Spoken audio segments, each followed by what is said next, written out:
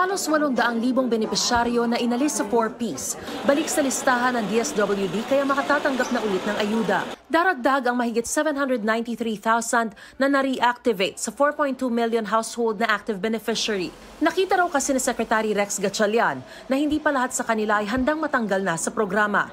Dahil dyan, matitenga muna ang nasa 190,000 na nasa waitlist. Libo-libong Pinoy apektado ng record-breaking na snow sa Alaska. Balot na makapal na snow ang mga bahay at gusali na nasa mahigit 100 pulgada ang kapal, ayon sa National Weather Station ng Amerika. Pinangangambahan ng ating mga kababayan doon ang frostbite. Sa huling datos ng United States Census Bureau, mayroong mahigit 25,000 Pinoy o lahing Pinoy sa Alaska. Mariz Umali nagbabalita para sa GMA Integrated News. Huwag magpahuli sa mga balitang dapat ninyong malaman. Mag-subscribe sa GMA Integrated News sa YouTube. Sa mga kapuso abroad, subaybayan nyo kami sa GMA Pinoy TV at sa www.gmanews.tv.